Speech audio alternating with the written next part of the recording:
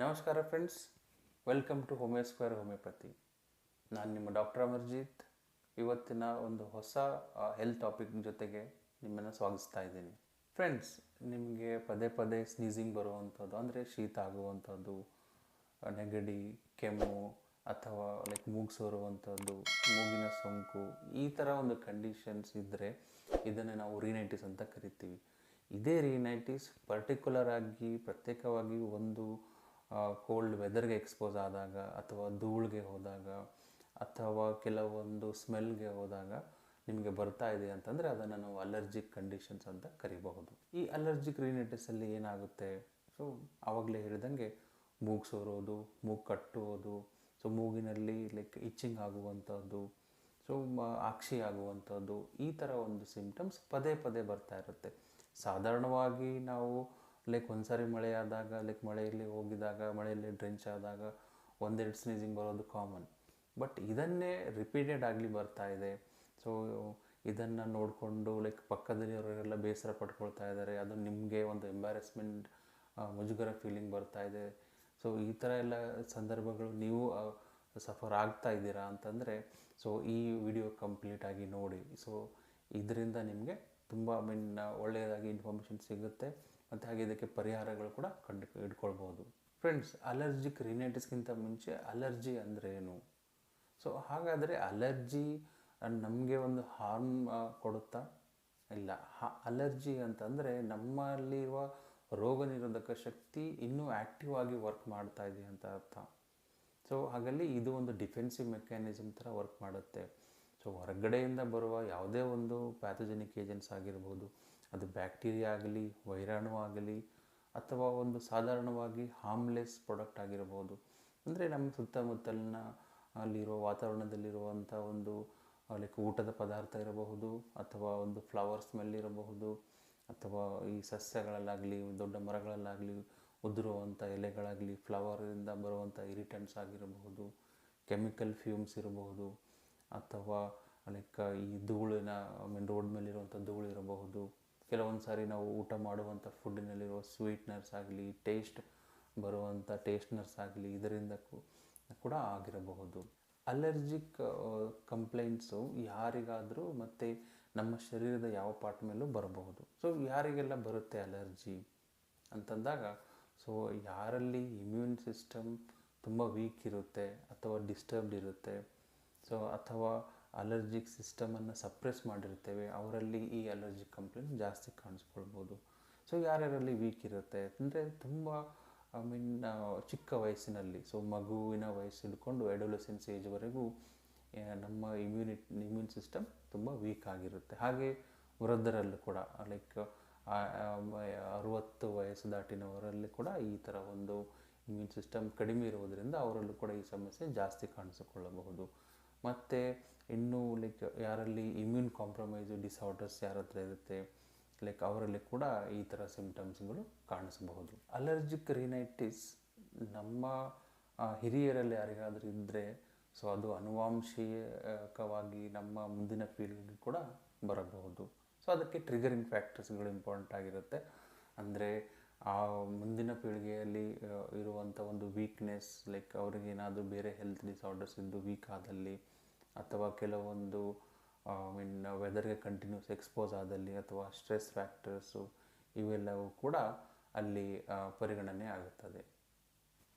Allergic ರಿನೈಟಿಸ್ ಅಂದಲ್ಲಿ ಇದು especially effect ಮಾಡೋದು ನಮ್ಮ ನೋಸ್ಗೆ, ಅಂದರೆ ಮೂಗಿನ ಭಾಗಕ್ಕೆ. ಸೊ ನಾವು ಯಾವಾಗ ಒಂದು ಪದಾರ್ಥದ ಒಂದು ಸ್ಮೆಲ್ ನೋಡ್ತೇವೆ, ಸ್ಮೆಲ್ ತಗೊಳ್ತೇವೆ, ಅಂದರೆ ಅದು ಫ್ಯೂಮ್ಸ್ ಇರಬಹುದು, ಅಂದರೆ ಹೊಗೆ ಇರಬಹುದು, ಧೂಳು ಇರಬಹುದು, ಇದೆಲ್ಲ ನಮ್ಮ ಸುತ್ತಮುತ್ತಲಿನ ವಾತಾವರಣದಲ್ಲಿ ಇರುವಂಥ ಪದಾರ್ಥಗಳು. ಸೊ ಎಸ್ಪೆಷಲಿ ಹಾಗಾದರೆ ಈ ಅಲರ್ಜಿಯನ್ನು ಉಂಟು ಮಾಡುವ ಒಂದು ಅಂಶಕ್ಕೆ ನಾವು ಅಲರ್ಜೆನ್ಸ್ ಅಂತ ಕರಿತೇವೆ. ಹಾಗಾದರೆ ಯಾವ ಈ ಅಲರ್ಜೆನ್ಸು? ಅದು ಫುಡ್ ಮೂಲಕ ಇರಬಹುದು, ವಾತಾವರಣದಲ್ಲಿರುವ ಒಂದು ಅಂಶ ಇರಬಹುದು, ಅಥವಾ ನಮ್ಮಲ್ಲಿ ಇಂಟೆನ್ಸಿಕ್ ಫ್ಯಾಕ್ಟರ್ಸ್ಗಳು ಕೂಡ ಇರಬಹುದು. ಸೊ ವಾತಾವರಣದಲ್ಲಿನ ಫ್ಯಾಕ್ಟರ್ಸ್ಗಳು ಯಾವುವು ಅಂತಂದರೆ ಧೂಳು, ಹೊಗೆ, ಅಥವಾ ಈ ಗಿಡ ಮರಗಳಿಂದ ಬರುವಂಥ ಒಂದು ಪದಾರ್ಥಗಳಿರಬಹುದು. ಹಾಗಲ್ಲದೆ ಈ ಯಾರು ಹೆಚ್ಚಿನ ಪಾರ್ಟಲ್ಲಿ ಈ ಹೊಗೆಗೆ ಎಕ್ಸ್ಪೋಸ್ ಆಗ್ತಾರೆ, ಕೆಲವೊಬ್ಬರು ಹೆಚ್ಚಿನ ಟೈಮ್ ಒಂದು ಈ ಫ್ಯಾಕ್ಟ್ರಿ ಸಮೀಪದಲ್ಲಾಗಲಿ, ಫ್ಯಾಕ್ಟ್ರಿಯಿಂದ ಚಿಮಣಿಯಿಂದ ಬರುವಂಥ ಹೊಗೆಗಳಲ್ಲಾಗಲಿ ಎಕ್ಸ್ಪೋಸ್ ಆಗಿದ್ದರೂ ಅವ್ರಿಗೆ ಕೂಡ ಈ ಸಮಸ್ಯೆ ಕಾಣಬಹುದು. ಸ್ಪೆಷಲಿ ಈ ಹಿಟ್ಟಿನ ಗಿರಣಿ ಆಗಲಿ ಅಥವಾ ಸಿಮೆಂಟ್ ಫ್ಯಾಕ್ಟ್ರಿಯಲ್ಲಾಗಲಿ ವರ್ಕ್ ಮಾಡುವಂಥ ವ್ಯಕ್ತಿಗಳಿಗೆ ಕೂಡ ಈ ಥರ ಒಂದು ಸಮಸ್ಯೆ ಜಾಸ್ತಿನದಾಗಿ ಕಾಣಿಸ್ಕೊಳ್ಳಬಹುದು. ಅದಲ್ಲದೆ ಕೆಲವೊಂದು ಫುಡ್ ಐಟಮ್ಸ್ಗಳು, ಆ ಫುಡ್ ಐಟಮ್ಸ್ಗಳು ಯಾವುದಂದರೆ ಕೋಲ್ಡ್ ಐಟಮ್ಸು, ತುಂಬ ಶೀತಲೀಕರಣವಾಗಿರುವಂಥ ಫುಡ್ ಪದಾರ್ಥಗಳು ಇರ್ಬೋದು. ಫ್ರಿಜ್ಜಿಂದ ತೆಗೆದು ಇಮ್ಮಿಡಿಯೇಟಾಗಿ ತಿನ್ನುವುದಕ್ಕೆ ಫ್ರೂಟ್ಸ್ ಇರಬಹುದು, ಸ್ವೀಟ್ಸ್ ಇರಬಹುದು ಅಥವಾ ಕೋಲ್ಡ್ ಡ್ರಿಂಕ್ಸ್ ಇರಬಹುದು. ಹಾಗಾಗಿ ಇಲ್ಲಿ ಕೆಲವೊಂದು ಪ್ರೋಟೀನ್ ಅಂಶಗಳು ಜಾಸ್ತಿ ಇರುವ ಫುಡ್ಗಳು, ಆ ಪದಾರ್ಥಗಳು ಯಾವುವಂದರೆ ಮೊಟ್ಟೆ ಇರಬಹುದು ಅಥವಾ ಲೈಕ್ ಈ ಫಿಶ್ ಆಗಲಿ ಅಥವಾ ನಾನ್ ವೆಜ್ ಪದಾರ್ಥಗಳಾಗಿರ್ಬೋದು. ಇದರಲ್ಲಿ ಪ್ರೋಟೀನ್ ಜಾಸ್ತಿ ಇರುತ್ತೆ. ಇದು ನಮ್ಮ ಬಾಡಿಯಲ್ಲಿ ನಾವು ಸೇವನೆ ಮಾಡಿದಾಗ ಬಾಡಿಯಲ್ಲಿ ಉತ್ಪತ್ತಿ ಆಗುವ ಒಂದು ಹಿಸ್ಟಮೈನ್ಸ್ಗಳ ಸಹಾಯದಿಂದ ಅಲರ್ಜನ್ಸ್ ಜಾಸ್ತಿ ಉಂಟು ಮಾಡುತ್ತೆ. ಅದರಿಂದ ಈ ಸ್ನೀಸಿಂಗ್ ಸಿಂಪ್ಟಮ್ಸ್ಗಳು ಜಾಸ್ತಿ ಕಾಣಬಹುದು. ಅದಲ್ಲದೆ ಕೆಲವೊಂದು ಸ್ಮೆಲ್ಗಳು, ಲೈಕ್ ಫ್ಲವರ್ ಸ್ಮೆಲ್ ಇರಬಹುದು, ಅಡುಗೆ ಮಾಡುವ ಒಗ್ಗರಣೆ ಸ್ಮೆಲ್ ಇರಬಹುದು, ಅಥವಾ ಡಿಯೋಡ್ರೆಂಟ್ ಸ್ಮೆಲ್ ಇರಬಹುದು, ಅಥವಾ ಕೆಟ್ಟ ಲೈಕ್ ಹೊರಗಡೆ ರೋಡ್ ಮೇಲೆ ಅಥವಾ ಒಂದು ಗಲೀಜು ಸ್ಮೆಲ್ ಇರ್ಬೋದು. ಇದಕ್ಕೆ ಎಕ್ಸ್ಪೋಸ್ ಆದಾಗ ಬರುವಂಥ ಲೈಕ್ ಉಂಟಾಗುವ ಚೇಂಜಸ್ ಇರಬಹುದು. ಅದರಿಂದನೂ ಕೂಡ ಈ ಅಲರ್ಜಿಕ್ ಸಿಂಪ್ಟಮ್ಸ್ಗಳು ಬರಬಹುದು. ಹಾಗೆ ಕೆಲವೊಂದು ಸಾರಿ ಈ ನಮ್ಮಲ್ಲಿ ಕೆಲವೊಬ್ಬರು ಸಾಕು ಪ್ರಾಣಿಗಳನ್ನ ಸಾಕ್ತಾರೆ. ಇವಾಗ ನಾಯಿ ಮರಿ ಆಗಿರ್ಬೋದು, ಹಾಗೆ ಕುರಿ ಸಾಕಾಣಿಕೆ ಇರ್ಬೋದು. ಹೀಗೆ ಲೈಕ್ ಸುಮಾರು ಸಾಕು ಪ್ರಾಣಿಗಳು, ಡೊಮೆಸ್ಟಿಕ್ ಎನಿಮಲ್ಸ್ ಜೊತೆಗೆ ಫಾಂಡ್ಲಿಂಗ್ ಮಾಡಿದಾಗ ಅದರಲ್ಲಿ ಇರುವಂಥ ಡ್ಯಾಂಡರ್ಸ್ಗಳು ಕೂಡ ಈ ಅಲರ್ಜಿ ಅಂಶಗಳನ್ನು ಹೆಚ್ಚು ಮಾಡಬಹುದು. ಈ ರಿನೈಟಿಸ್ ಸಂದರ್ಭಗಳು ಎರಡು ಥರದಿರುತ್ತೆ. ಒಂದು ಸೀಸನಲ್ ಆಗಿರುತ್ತೆ, ಅಂದರೆ ಪರ್ಟಿಕ್ಯುಲರ್ ವೆದರ್ಗೆ ಬರುವಂಥದ್ದು. ಅಂದರೆ ತುಂಬ ತಂಪಿದ್ದಾಗ ಅಥವಾ ಮಳೆ ಬಂದಾಗ ಬರುವಂಥ ಈ ಕೋಲ್ಡ್ ಸಿಂಪ್ಟಮ್ಸ್ಗಳನ್ನು ನಾವು ಸೀಸನಲ್ ಅಂತ ಕರಿತೀವಿ. ಇನ್ನೊಂದು ಥರದಿರುತ್ತೆ, ಅದು ನಿಮಗೆ ಯಾವ ಸೀಸನ್ನು ಆ ಥರ ನೋಡಲ್ಲ, ಸೊ ಪ್ರತಿ ಟೈಮ್ ಇದ್ದೇ ಇರುತ್ತೆ. ಸೊ ಅದು ಚಳಿಗಾಲ ಇರ್ಬೋದು, ಮಳೆಗಾಲ ಇರ್ಬೋದು, ಬೇಸಿಗೆ ಕಾಲದ ಇರ್ಬೋದು. ಸೊ ಥ್ರೂಔಟ್ ದ ಇಯರ್ ಈ ಒಂದು ಸಿಂಪ್ಟಮ್ಸ್ಗಳು ಕಾಣಿಸ್ತಾ ಇರುತ್ತೆ. ಹಾಗಾದರೆ ಫ್ರೆಂಡ್ಸ್, ಈ ಅಲರ್ಜಿಕ್ನ ಬರೀ ಸ್ನೀಸಿಂಗ್ ಆಗಲಿ ಅಂತ ಶೀತ ಬಿಟ್ಟು ಇನ್ನೂ ಕೆಲವೊಂದು ಮುಖ್ಯವಾದ ಸಿಂಪ್ಟಮ್ಸ್ಗಳಿದೆ, ಲಕ್ಷಣಗಳು. ಅದನ್ನು ಯಾವುದು ಅಂತ ನಾನು ಹೇಳ್ಕೊಡ್ತೀನಿ. ಸೊ ಆ ಸಿಂಪ್ಟಮ್ಸ್ಗಳು ಬಂದುಬಿಟ್ಟು ನೆಗಡಿ ಮತ್ತು ಮೂಗು ಸೂರುವ ಜೊತೆಗೆ ಮೂಗು ಕಟ್ಟುವುದು, ಅಂದರೆ ಸ್ಟಫಿ ನೋಸ್ ಅಂತ ಕರಿತೀವಿ. ಅದು ಮತ್ತು ಬರೀ ನಮ್ಮ ಮೂಗಷ್ಟೇ ಕ್ಲೋಸ್ ಮಾಡೋದಿಲ್ಲ, ಕಿವಿಗಳು ಕೂಡ ಒಂಥರ ಬ್ಲಾಕ್ ಆದಂಗೆ ಸೆನ್ಸೇಷನ್ ಇರುತ್ತೆ. ಕಿವಿಯಲ್ಲಿ ಇರಿಟೇಷನ್ಸ್ ಆಗಬಹುದು, ಗಂಟಲುಗಳಲ್ಲೆಲ್ಲ ಒಂಥರ ಇರಿಟೇಷನ್ ಆಗ್ತಾ ಇರ್ಬೋದು, ಯಾವಾಗಲೂ ಗಂಟಲು ಕ್ಲಿಯರ್ ಮಾಡುವಂಥದ್ದು. ಸೊ ಆ ಥರ ಒಂದು ಸಿಂಪ್ಟಮ್ಸ್ ಕಾಣಿಸ್ಕೊಳ್ಬಹುದು. ರಿಪೀಟೆಡ್ ಆಗಿ ಕೆಮ್ಮು ಬರುವಂಥದ್ದು. ಎಸ್ಪೆಷಲಿ ಈ ಥರ ಒಂದು ಸಿಂಪ್ಟಮ್ಸ್ಗಳು ಅರ್ಲಿ ಮಾರ್ನಿಂಗ್, ಅಂದರೆ ಬೆಳಗ್ಗೆ ಎದ್ದಾಗ, ಲೈಕ್ ಕೆಲವೊಬ್ಬರಿಗಂತೂ ಬೆಡ್ ಮೇಲೆ ಎದ್ದಾಗನೇ ಶುರು ಆಗುತ್ತೆ. ಕೆಲವೊಬ್ಬರಿಗೆ ಬೆಳಗ್ಗೆ ಎದ್ದು ಬ್ರಷ್ ಮಾಡುವಾಗ ನೀರಿಗೆ ಟಚ್ ಮಾಡಿದಾಗ ಕೂಡ ಈ ಸಿಂಪ್ಟಮ್ಸ್ಗಳು ಕಾಣಿಸ್ತಾ ಇರುತ್ತವೆ. ಕೆಲವೊಬ್ಬರಿಗೆ ಸೊ ಎಲ್ಲ ಬೆಳಗ್ಗೆ ಎಲ್ಲ ಕೆಲಸಗಳನ್ನು ಮುಗಿಸ್ಕೊಂಡ್ಬಿಟ್ಟು ಲೈಕ್ ಇನ್ನೇನು ಆಫೀಸ್ಗೆ ಹೋಗ್ತಾ ಇರ್ತಾರೆ, ಆ ಟೈಮಲ್ಲಿ ಇರುತ್ತೆ. ಕೆಲವೊಬ್ಬರಿಗೆ ಈ ಆಫೀಸಲ್ಲಿ ಕಂಟಿನ್ಯೂಸ್ AC ಎಕ್ಸ್ಪೋಸಿಂಗ್ ಆದಾಗ. ಸೊ ಈ ಥರ ಎಲ್ಲ ಡಿಫ್ರೆಂಟ್ ಲಕ್ಷಣಗಳು ಈ ಒಂದು ಅಲರ್ಜಿಕ್ ರಿನೈಟಿಸಲ್ಲಿ ನೋಡ್ಬೋದು. ಸಮ್ಟೈಮ್ಸ್ ಕೆಲವೊಬ್ಬರಿಗೆ ಈ ಶೀತ ಜೊತೆಗೆ ಹೆಡ್ಏಕ್ಗಳು ಕೂಡ ಉಂಟಾಗ್ಬೋದು, ತಲೆನೋವು.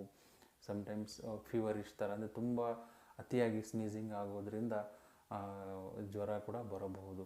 ಈ ಸ್ನೀಸಿಂಗ್ ಕೆಲವೊಬ್ಬರಿಗೆ 1-2 ಅಥವಾ 3-4 ಬಾರಿ ಬಂದರೆ, ಕೆಲವೊಬ್ಬರಿಗೆ ಕಂಟಿನ್ಯೂಸ್ ಆಗಿ 10 ನಿಮಿಷವರೆಗೂ ಕೂಡ ಇದ್ದೇ ಇರುತ್ತದೆ. ಅಂದರೆ ಅದು 50-60 ಸಾರಿ ಕೂಡ ಇರಬಹುದು. ಫ್ರೆಂಡ್ಸ್, ಇಷ್ಟೆಲ್ಲ ಅಲರ್ಜಿ ಸಿಂಪ್ಟಮ್ಸ್ಗಳನ್ನು ನೀವು ಇವಾಗ ತಿಳ್ಕೊಂಡ್ರಿ.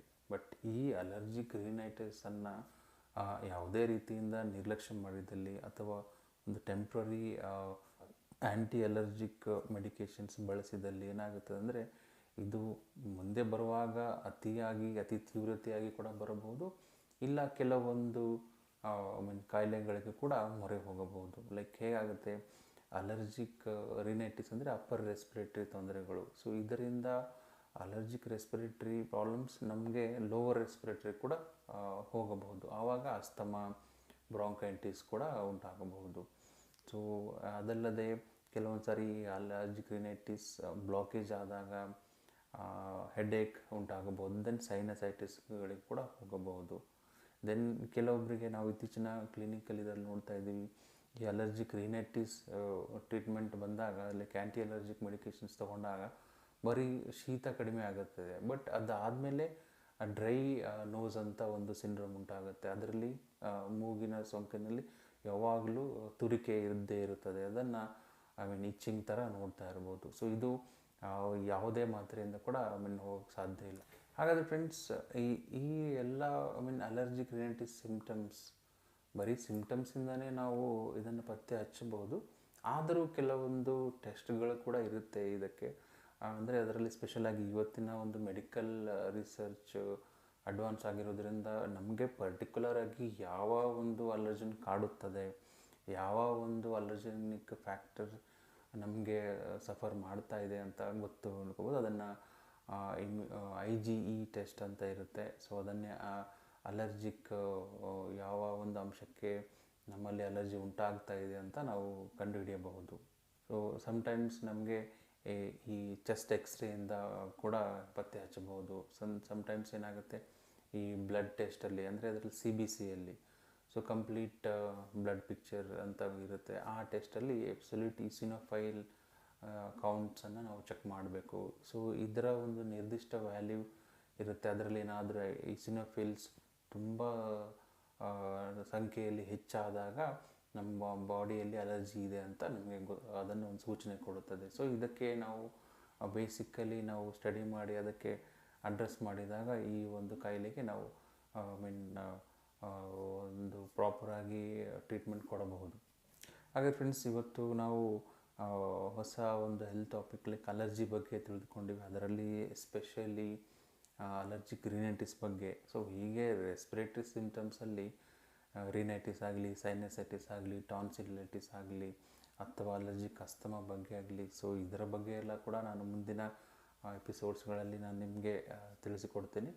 ಸೊ ಎಸ್ಪೆಷಲಿ ಇವತ್ತಿನ ಒಂದು ಅಲರ್ಜಿಕ್ ರಿನೈಟಿಸ್ ಬಗ್ಗೆ ಸೊ ನಿಮಗೂ ಒಂದು ಇಂಟ್ರೆಸ್ಟಿಂಗ್ ಥಿಂಗ್ಸ್ ಇರ್ಬೋದು.